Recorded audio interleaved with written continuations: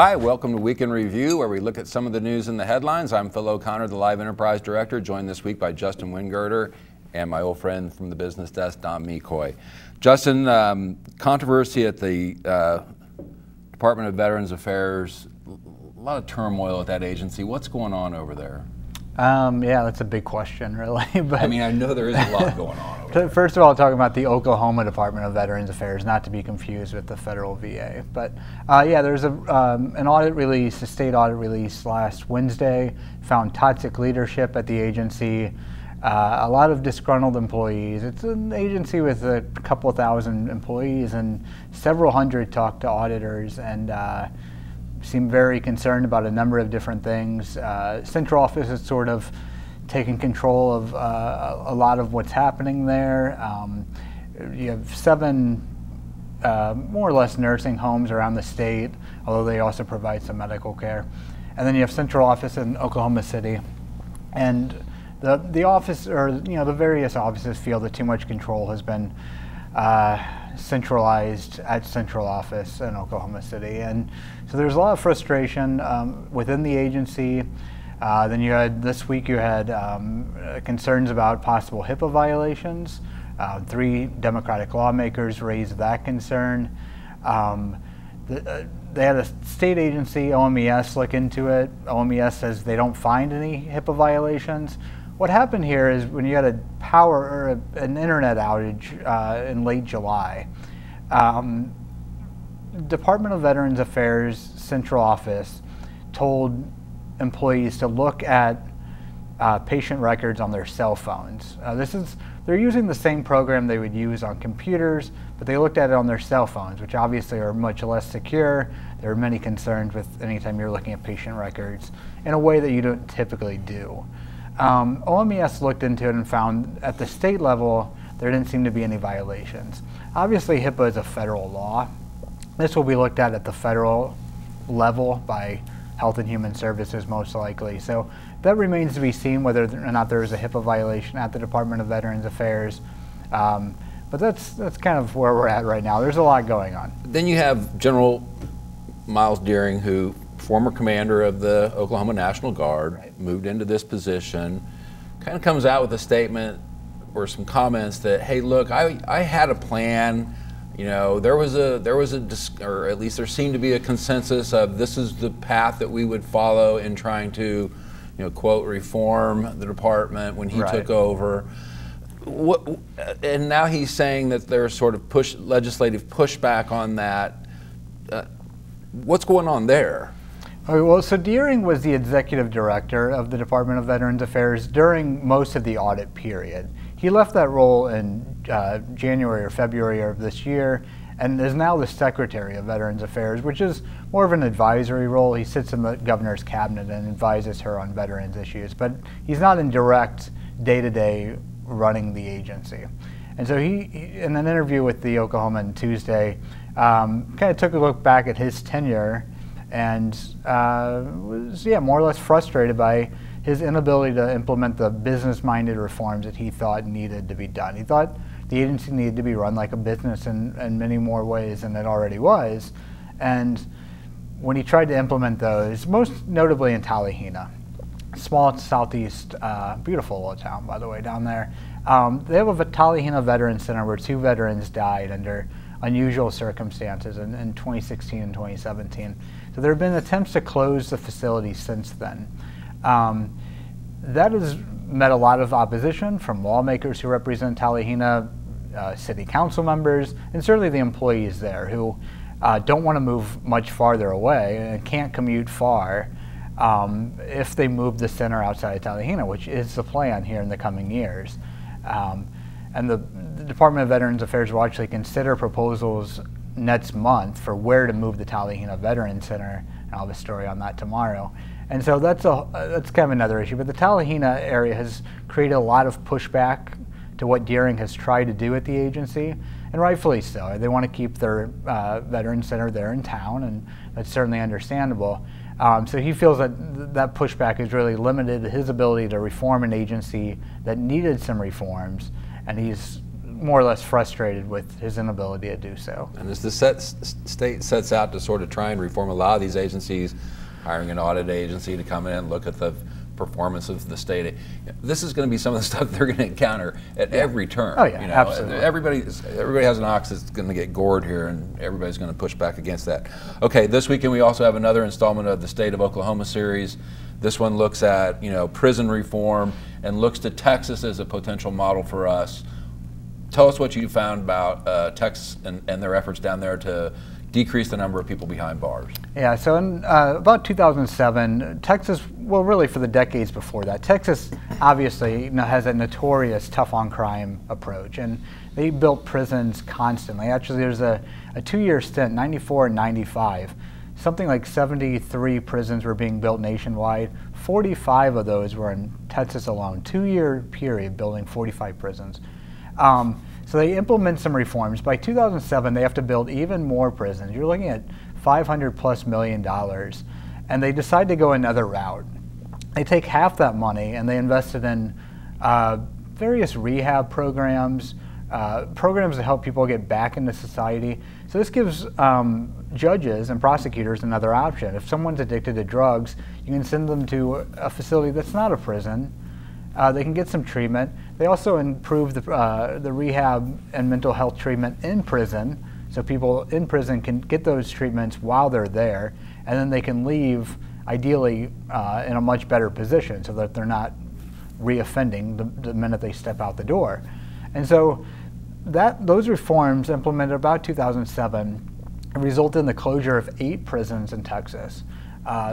The prison population has gone down by several thousand, and Texas continues to reform its system, which is interesting because Texas has a very similar political environment to Oklahoma, obviously deeply conservative and also deeply tough on crime, notoriously tough on crime. Both states pride themselves on that.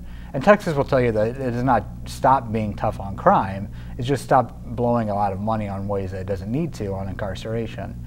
And so I think there are a lot of lessons to be learned, and that's what our Sunday story looks at, is what lessons could Oklahoma learn from a similar political state, which has taken some very major reforms and conservative reforms, but still some reforms that have made major impacts on their prison population. Yeah, and that continues to be an issue here. We have a head of the Department of Corrections who continues to claim that there's a need for more prison space if we continue on this current rate.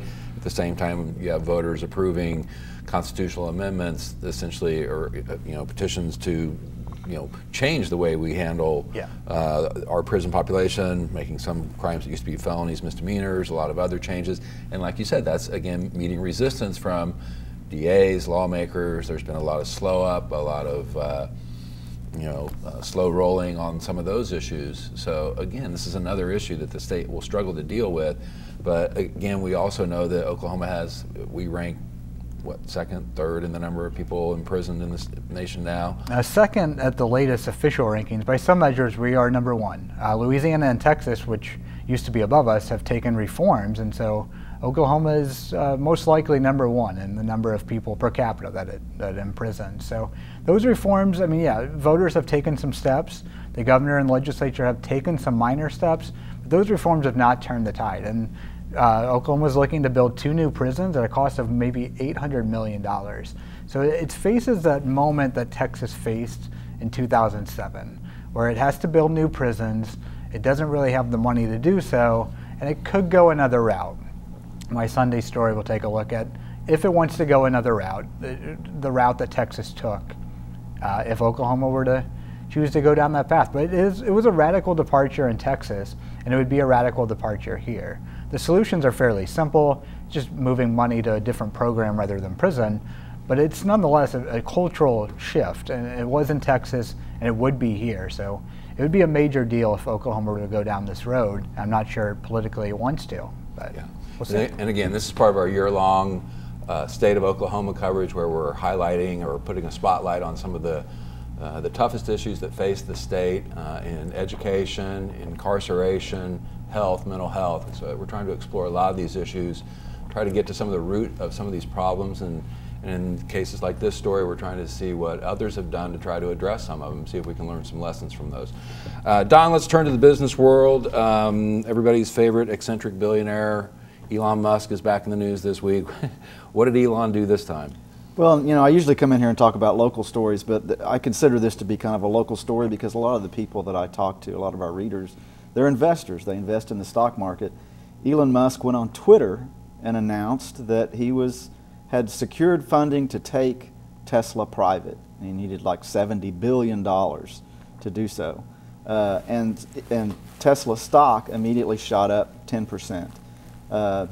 There are rules about how you disclose information like that. There are federal rules, fair disclosure laws, and what he did was not fair disclosure. All investors should have an opportunity to get information about a public company at the same time as everybody else. Well, you had to be on Twitter and you had to be following Elon Musk and you had to be online at the moment that he said that. And because Tesla stock is so expensive, there's a lot of people who have bet against it, short sellers. They've sold the stock short, and they benefit when the stock price falls. Well, when the stock price shot up like that, before they shut down trading during the trading day because of what he did, those people lost a lot of money. Now, the stock has kind of gone back to where it was before. It's still not clear. No one seems to know where this $70 billion is that he claims that he has to take the company private, and the SEC is investigating. I was going to say, is he in trouble? He very well could be, but it's just we hear a lot from local investors who are interested in various companies. This is a very high-profile company. A lot of people who bet on Tesla, they say this is one of those deals where you're betting on the jockey, not the horse, because they think Elon Musk, he's done SpaceX, he made his fortune at PayPal. He's a really smart guy. But he did what appears to be a kind of a dumb thing. He's a bit impetuous. He is, and he's been doing some kind of offbeat things lately. So it was really interesting, and it's a local story because of local investors who have money, have their retirement funds. I mean, the California Teachers Retirement Fund owns a boatload of Tesla stock. They had no idea that was coming. He said he never consulted us about it, never told us that this was going to happen. They still don't know what the plans are, and the future. Either the company goes private in this deal, this mystery deal, or if it stays public, and then they go along and they say, well, that thing that he did and that he said, that was no big deal. We're just going to go back to where we were before. It's kind of hard to put the genie back in the bottle.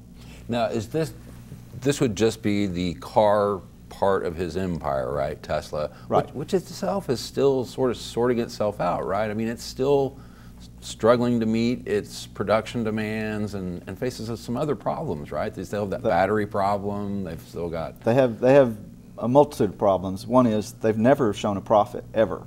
The company's never made a profit. The current model that they're producing, which is sort of their mass market model that you can get for like $35,000, I think it's the Tesla 3, I believe.